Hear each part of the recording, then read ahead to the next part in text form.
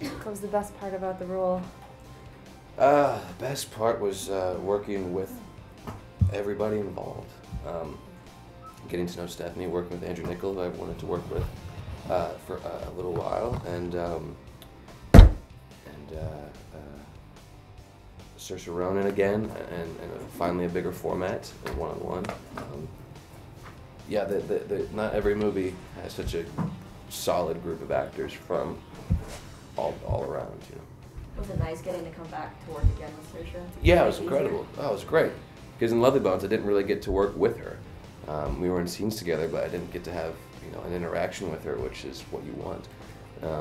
And I got that in a really grand scale on this one, and it was everything I thought it would be. Who do you feel from the cast is most like the character that you portray? William Hurt is Jeb. I think if you ask that question, you're going to hear it all day long. He is Jeb through and through. He's a father figure, he's a leader, and he could survive under any circumstance. Yeah. When people ask what would we bring to a cave, we all say William Hurt. I feel like you then have some good life advice. Did he give you any advice on set? Did he give me good advice? He said never watch the monitor, never go back and watch the monitor, which was always a fickle temptress for me anyway. I never knew how I felt about going and watching playback after a scene. And he made a decision for us and was like, no actors behind Andrew, no actors behind the monitor. And at first I was like, you know, no, I'm gonna go look if I want to look. And then I was like, all right, fine, I'll try it. And ever since then, I'm like, I stay far, far away from the monitor. And it really does change your performance, not being so worried about what you're doing or watching what you're doing. There's a lot of kissing scenes. Yeah, there's a couple. Prep for that? A lot of chapstick? Yeah, a lot of gum, a lot of mints. It's funny, having known Saoirse a little bit, because, you know, we spent time off camera on the Lovely Bones, obviously. Just kind of having that past, even though we didn't really know each other, it's been a couple years, it makes it easier. It makes it easier that she's really professional and so is Max, and we're all buds. It's boring, I know, but we're all buddies, and it was easy.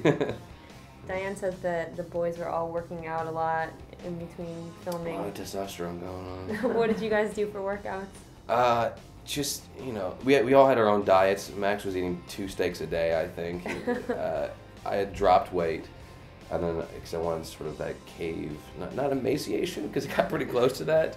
But you know, I felt that there's a very specific diet in the cave, and that's kind of what I went with. But then I realized I was too skinny, put some on, and we just kind of hit the weights separately whenever we had time. You know, when we had time off, we were all just kind of running off, and some weights in the trailer too, that, you know, in between takes, because you have very little time. Yeah, mostly just that. You working out with a trainer or anything? I wasn't. No, I was just kind of off doing my own bit. Because I've had to get in shape for certain films before, just because they're physical roles and you don't want to get injured. So just kind of my previous knowledge of that, and I work out with stunt guys. I have some stunt friends who are buddies, and they trained me a bit beforehand in Los Angeles here, and we worked out together. What is a stunt buddy workout like? It's pretty intense, but luckily I was actually in pretty good shape at that point, so I was like keeping up with them, because they're, man, things they can do. Because that's what they do for a living. They, like, you know, their bodies are always in shape because they can't get hurt. They do, but they try not to. But yeah, it's... So like P90X? Or? A little bit of that. We did some boxing, did some running. I have this thing called a Bulgarian bag that you swing around and like do squats with, and yeah, mostly just that, just different things they make up that you just kind of circuit train. I feel like you and Max have a pretty good romance. Is that true? Max has become a pretty close friend of mine. So Yeah. what's it like when you two were, you know, working out and filming? You know, you never know what to expect going into any film, whether they're a young actor or an older actor, and I think we both kind of felt that way about each other. I had heard from, you know, a confidant in the industry, a casting director, that, you know, she's like, I love Max, he's so great, you guys are gonna get on so well. And she was absolutely right. I mean, you know, apparently he was really nervous to like meet me, he said, and like I could tell, like, the first few times we hung out, I'm like, what's wrong with this guy? Like, just hang out with me. I'm trying to call him to hang out. But yeah, we have a very similar sense of humor. We end up getting on really well. Did that answer your question? I don't remember. So I went on a tangent. Is there an aspect of Ian that really drew you to that role?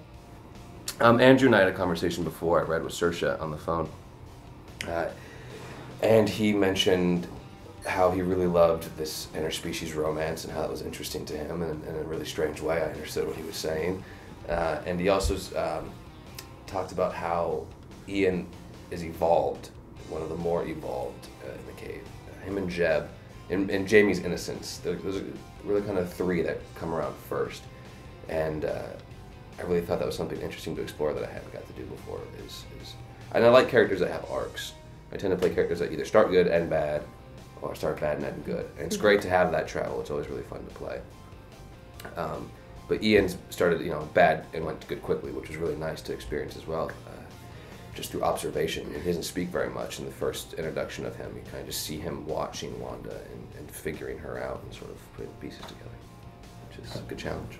Do the aliens have genders, or are they just like souls that go into the bodies that they... Yeah, I think they're kind of gender neutral in a way, and then whoever they put into, because they've been in different animals and all different kinds of species, I'm pretty sure they're just a soul. Then procreate. When they procreate, it's still a human reproductive system, so they still have human children, and then I believe the parents of the children get to decide eventually if they want to have a soul put in them or not. Is that right? You're going like this. I don't know. Oh, okay.